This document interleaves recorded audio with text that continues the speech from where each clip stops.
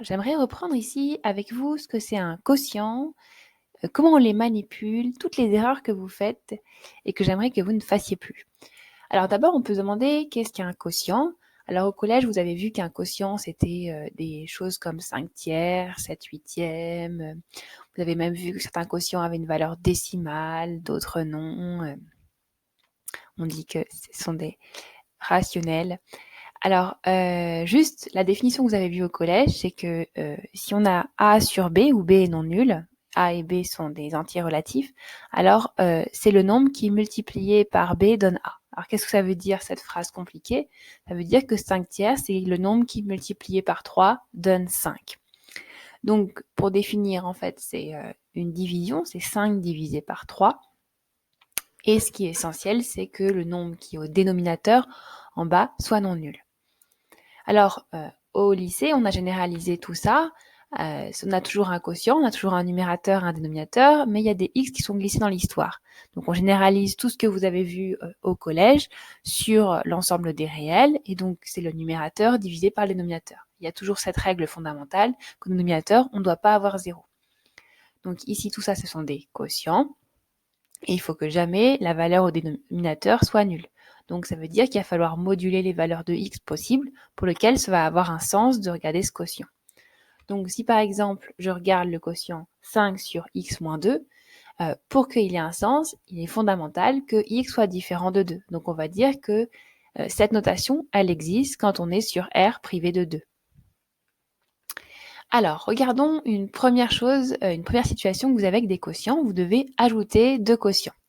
Alors encore aujourd'hui, j'ai vu des copies qui faisaient ça. Ça veut dire un élève qui ajoutait les numérateurs entre eux et ajoutait les dominateurs entre eux.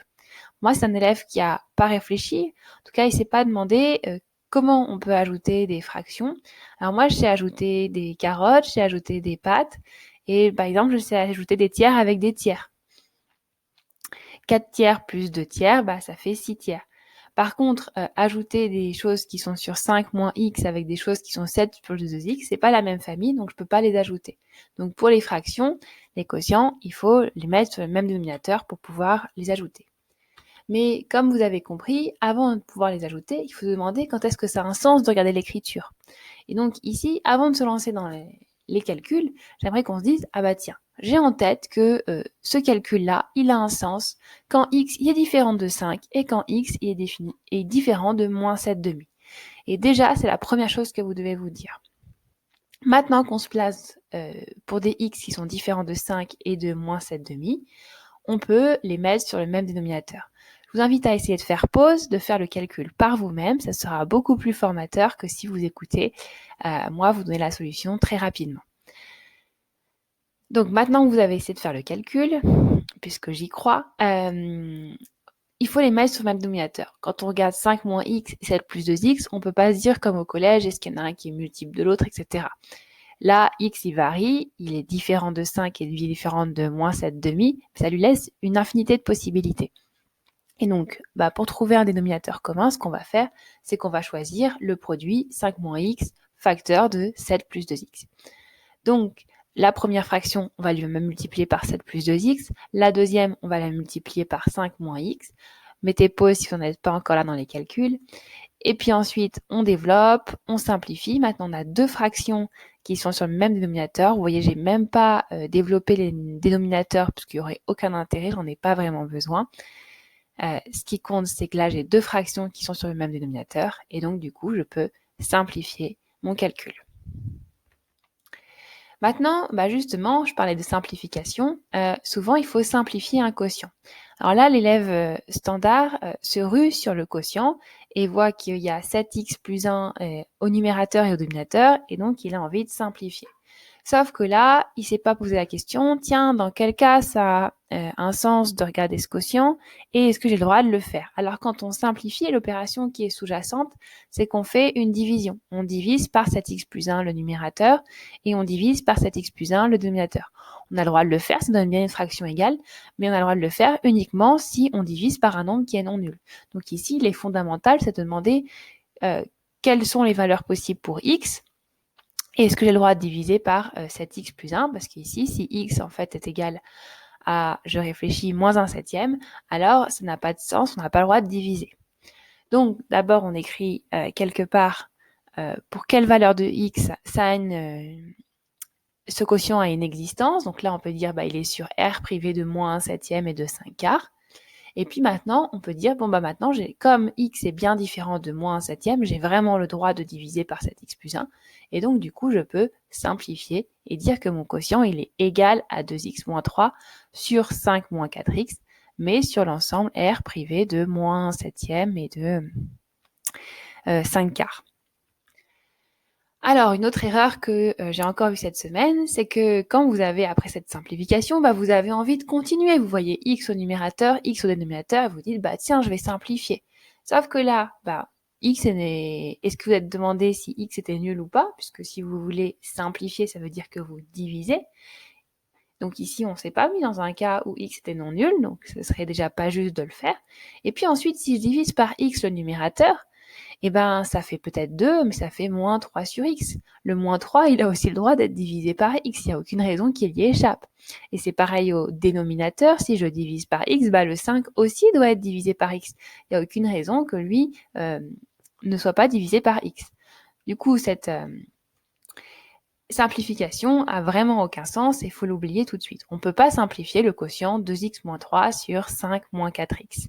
Ce qui est fondamental, c'est que pour pouvoir simplifier, dites-vous qu'il faut une expression factorisée. C'est ce que je vous mets dans le deuxième exemple, 2x sur x facteur de 5x plus 7. Et là, on voit x au numérateur, au dénominateur, sauf que c'est pas du tout le même statut que la fraction d'avant. Ici, 2x au numérateur, on a ici quelque chose sous forme d'un produit. C'est plus une somme ou une différence comme l'exemple d'avant. C'est aussi un produit au dénominateur, donc ici je peux simplifier, mais par contre, donc ici il faudrait se demander sur quel intervalle ça a un sens de regarder ce quotient. Alors maintenant, regardons comment on peut résoudre des équations quand il y a des quotients dedans. Alors pour résoudre des équations, il faut toujours se demander quels sont les outils qu'on a à disposition. On sait résoudre des équations du premier degré, des équations produit nul. On sait additionner, soustraire des fractions, si elles ont le même dénominateur, simplifier des fractions. Et il y a une règle fondamentale qui va nous être très utile quand on va vouloir résoudre des équations avec des quotients, c'est qu'un quotient il est nul si et seulement si son numérateur est nul et son dénominateur est non nul. Donc ça, on va beaucoup l'utiliser dans les exemples suivants. Alors, par exemple, on veut résoudre 4x plus 2 sur 2x moins 1 égale 0. Alors l'élève qui voit ça, souvent il se dit, tiens, c'est comme une équation produit nul, sauf que ici c'est quotient nul, donc il invente une petite règle, et puis il dit, il faut que le numérateur soit nul ou le dénominateur soit nul. Vous voyez, il fait un petit peu la même chose que quand on a un produit qui est égal à 0, il dit, le premier facteur il est nul ou le deuxième. Sauf que ici, on a un quotient, c'est pas du tout la même chose qu'un produit. Nous, on sait que il est interdit que le dénominateur soit nul. Et là, c'est ce que l'élève écrit. Il faut que le dénominateur soit nul. Donc, il faut faire attention avec les règles que vous connaissez. Vous avez une règle produit nul, il n'y a aucune raison que ça devienne une règle quotient nul. Alors, une autre idée, donc déjà, c'est que l'élève, il se dise, déjà, sur quel intervalle ça a un sens de regarder mes solutions? Donc, il se dit, tiens, ici, j'ai pas le droit que x soit égal à 1,5, puisque si x est égal à 1,5, alors 2x moins 1, ça vaut 0. Et donc, il va chercher des solutions déjà sur un intervalle qu'il a ciblé. Il les cherche sur tous les réels, sauf 1,5. Ça, c'est essentiel que quand vous avez une équation, vous vous demandez sur quel intervalle ça a un sens de regarder les solutions. Alors maintenant, on peut se lancer. On sait qu'un quotient est nul si seulement si son numérateur est nul et son dénominateur non nul, mais ça, on s'est mis dans les conditions pour qu'il soit non nul, donc on peut dire il faut que 4x plus 2 soit nul. On résout, on trouve que x doit être égal à moins 1,5. Ensuite, on vérifie que ce moins 1,5, il est bien dans les solutions. Oui, moins 1,5, il est bien dans R privé de 1,5. Et donc, on peut dire que l'ensemble solution, c'est la seule valeur de moins 1,5. Alors maintenant, je complique un petit peu les choses. On veut résoudre 4 sur 5x moins 1, moins 2 sur 3 moins 2x égale 0. Donc, première chose, vous avez commencé à comprendre l'idée. On regarde sur quel intervalle ça a un sens de chercher nos solutions. Donc, on sait que les dénominateurs ne doivent pas être égaux.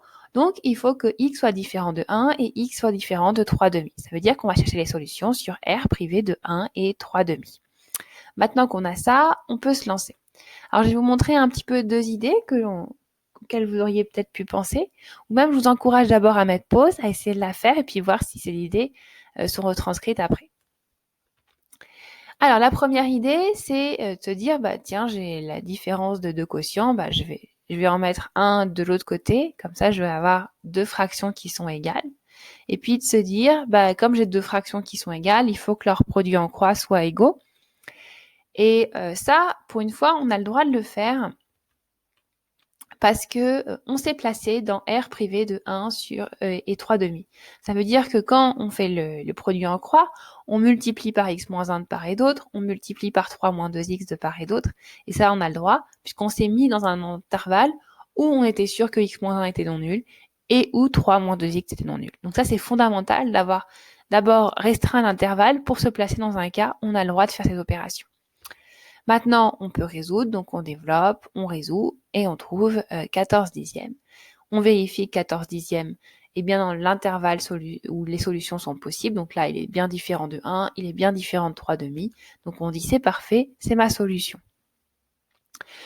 Une autre stratégie que vous avez peut-être eue, c'est de se dire, ce serait peut-être plus simple de me ramener à un seul quotient parce que je sais que quand un quotient il est nul, ça veut dire que son numérateur doit être nul et son dénominateur non nul. Donc, on veut réduire ça sur le même dénominateur. Donc, on se dit, la première fraction, je vais tout multiplier numérateur et dénominateur par 3 moins 2x. J'ai le droit parce que je sais que x il est différent de 3 demi. Je me suis placé dans les conditions pour le faire. Et puis la deuxième fraction, je vais la multiplier par x moins 1. Mettez pause, essayez de le faire. Vous avez peut-être dû trouver ça et vous avez peut-être développé pour trouver ça. Et maintenant, vous avez un quotient qui est égal à 0 et vous pouvez dire qu'il faut que 14 moins 10x, le numérateur, soit nul. Et on retrouve notre solution x égale 14 dixièmes. Donc, je ne redis pas la même chose, je compare avec l'intervalle solution. Et donc, ma solution, c'est 14 dixièmes. Avant de nous laisser, je voulais montrer une dernière remarque. Observez ces deux égalités. Et je voulais vous demander, est-ce que c'est la même chose ? Alors, si on devait résoudre ces deux équations, on pourrait dire, la première, j'ai 7x plus 1 au numérateur et au dénominateur. En plus, c'est sous forme de produit, donc je vais pouvoir simplifier, etc. Et donc, je vais résoudre. Sauf que ici, donc ça va, si vous simplifiez, vous allez obtenir la même équation que celle qui est à droite. Mais regardez, moi, j'ai bien résolu les choses. Et là, j'ai deux solutions, et là, il n'y en a qu'une.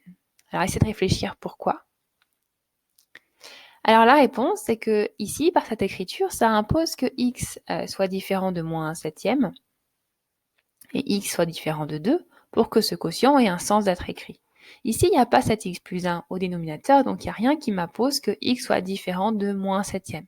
C'est-à-dire que cette première écriture, bien qu'elle soit équivalente à celle-ci sur un certain intervalle, elle a plus de contraintes. On peut la regarder sur une zone qui est plus petite d'une valeur, mais quand même plus petite que celle-ci.